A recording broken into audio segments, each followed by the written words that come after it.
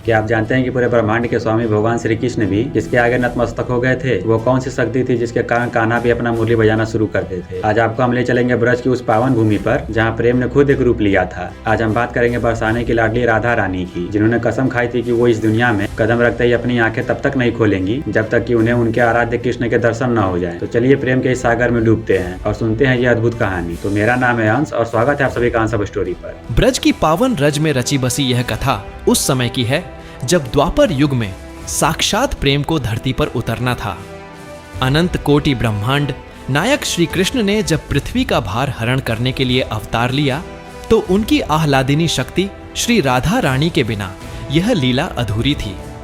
राधा जी का प्राकट्य कोई साधारण मानवीय जन्म नहीं था, बल्कि वह एक दिव्य ईश्वरीय घटना थी। ब्रजमंडल के पावन रावल गांव में परम वैष्णव महाराज वृषभानु और उनकी धर्मपत्नी माता कीर्ति कुमारी रहते थे। वे दोनों अत्यंत उदार और भक्तिभाव में लीन रहने वाले पुण्यात्मा थे। भाद्रपद मास के शुक्ल पक्ष की अष्टमी तिथि थी। चारों ओर घने बादल छाए हुए थे और यमुना जी की लहरें हिलोरे ले रही थीं। बरसाना के राजा वृषभानु जी, जो परम वैष्णव और उदार हृदय के थे, रोज की भांति यमुना स्नान के लिए रावल ग्राम के समीप तट पर गए। वहां उन्होंने देखा कि जल के बीचों बीच एक अद्भुत सुनहरी आभा चमक रही है। जिज्ञासावश जब वे निकट पहुंचे तो उनकी आंखें फटी की फटी रह गईं। एक विशाल और अत्यंत सुंदर स्वर्ण कमल का पुष्प जल पर तैर रहा था और उस कमल की पंखुड़ियों के बीच एक नन्ही सी सुकुमारी कन्या लेटी हुई थी। उस कन्या के शरीर से निकलने वाला प्रकाश इतना तेज था कि सूर्य की किरणें भी उसके सामने फीकी लग रही थीं। वृषभानु जी ने उस कन्या को बड़े प्रेम से अपनी गोद में उठा लिया। जैसे ही उन्होंने उस बालिका को छुआ, उनके हृदय में वात्सल्य का सागर उमड़ पड़ा। वे उसे लेकर तुरंत अपनी पत्नी कीर्ति मैया के पास पहुंचे। पूरे ब्रजमंडल में खबर फैल गई कि वृषभानु जी के घर रत्न जैसी कन्या ने जन्म लिया है। मंगल गान होने लगे, बधाइयां बांटी गईं और चारों ओर उत्सव का माहौल हो गया। परंतु इस आनंद के बीच एक गहरी चिंता ने माता पिता को घेर लिया। वह नन्ही बालिका अपनी आंखें नहीं खोल रही थी। कई दिन बीत गए, उत्सव चलते रहे, पर राधा जी की पलकें नहीं झपकी। माता कीर्ति और वृषभानु जी को लगा कि शायद उनकी पुत्री देख नहीं सकती। वे बड़े बड़े वैद्यों को बुलाने लगे, पूजा पाठ कराने लगे, पर सब व्यर्थ था। वास्तव में यह कोई शारीरिक दोष नहीं था, बल्कि राधा जी का एक मौन संकल्प था।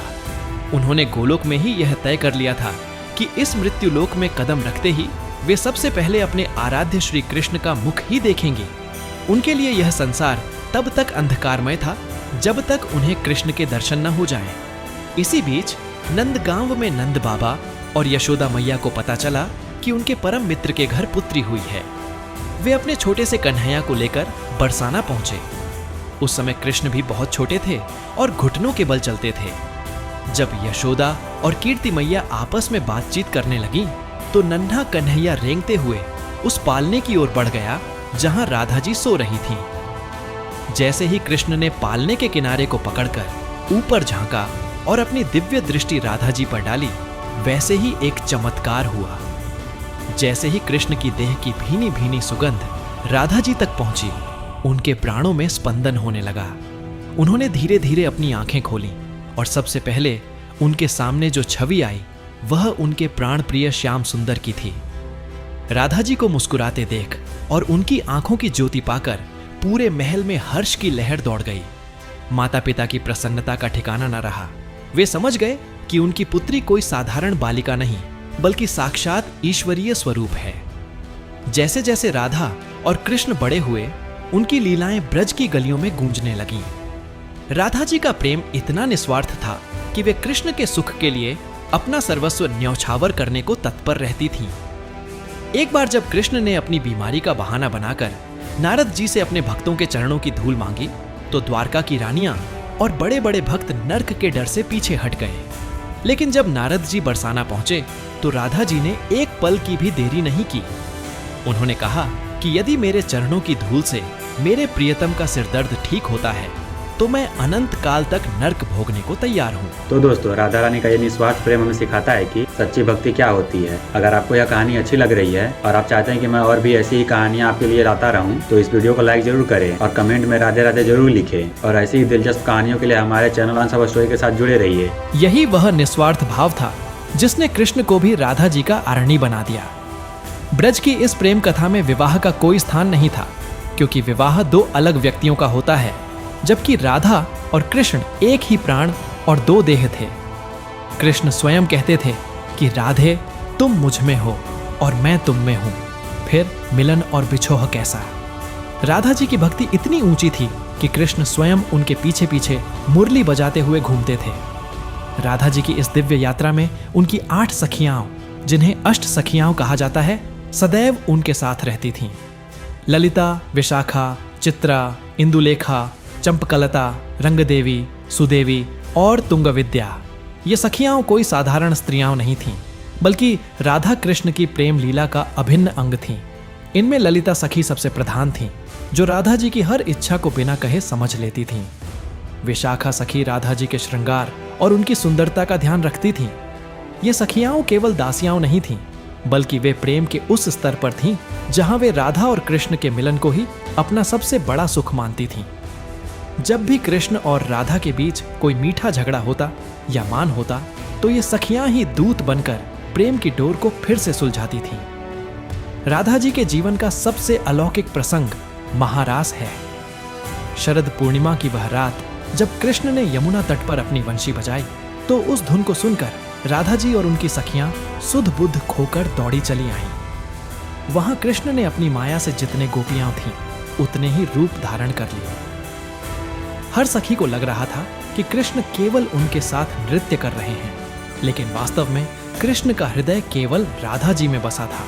इस रास में राधा जी के नृत्य और कृष्ण की वंशी का ऐसा मिलन हुआ कि चंद्रमा भी रुक गया और पूरी प्रकृति स्थिर हो गई। यह भौतिक वासना का नृत्य नहीं था, बल्कि आत्मा का परमात्मा में विलीन होने का उत्सव था। राधा जी उस रास की केंद्र बिंदु थीं, जिनके बिना कृष्ण का रास बिहारी नाम भी अधूरा रह जाता। एक बार की बात है, राधा जी कृष्ण से रूठ गईं। वे मान मंदिर जाकर छिप गईं और किसी से बात नहीं की। कृष्ण व्याकुल हो गए। उन्होंने कई भेष बदले, कभी वैद्य बने, कभी चूड़ी बेचने वाली मनिहारी बने, पर राधा जी का मान नहीं टूटा। अंत में कृष्ण एक साधु का भेष बनाकर आए और राधा जी की महिमा का गान करने लगे। जैसे ही राधा जी ने अपने स्वामी के मुख से प्रेम की मीठी बातें सुनी, उनका सारा क्रोध बह गया और वे फिर से एकाकार हो गए। यह लीला सिखाती है कि प्रेम में रूठना भी प्रेम को और गहरा करने का एक माध्यम है। आज भी जब हम मंदिर जाते हैं, तो कृष्ण के नाम से पहले राधा का नाम लिया जाता है। राधे श्याम कहने में जो पूर्णता है, वह केवल कृष्ण कहने में नहीं है। राधा जी का पूरा जीवन हमें यही सिखाता है कि प्रेम का अर्थ किसी को वश में करना नहीं, बल्कि स्वयं को किसी के अर्पण कर देना है। आज भी बरसाना की सीढ़ियों पर और वहां की कुंज गलियों में भक्त राधे राधे का जाप करते हैं, क्योंकि माना जाता है कि बिना राधा की कृपा के कृष्ण को पाना असंभव है। राधा नाम की महिमा ऐसी है कि स्वयं कृष्ण भी अपनी वंशी से राधा राधा ही जपते रहते हैं। तो दोस्तों, ये थी राधा रानी की उस सच्चे प्रेम की कहानी, जहाँ कृष्ण भी पूरी तरह खत्म हो जाते हैं और सिर्फ भक्ति बचती है। राधा नाम वह मंत्र है जिसके जपने मात्र से कृष्ण भी आपके पास दौड़े चले आएंगे। उम्मीद है कि राधा रानी की यह पावन कथा आपके दिल को छू गई होगी और आपको कुछ नया सीखने को मिला होगा। ऐसे ही सुंदर और ज्ञान से भरी कहानियां सुनने के लिए आपके अपने पसंदीदा चैनल वंस ऑफ स्टोरी को भी सब्सक्राइब करें और बेल आइकन दबाना बिल्कुल भी न भूले, ताकि कोई भी कहानी आपसे मिस ना हो जाए। मैं हूँ आपका दोस्त अंत, आपसे मिलता हूँ एक और शानदार कहानी में। तब तक के लिए प्रेम से बोलिए राधे राधे।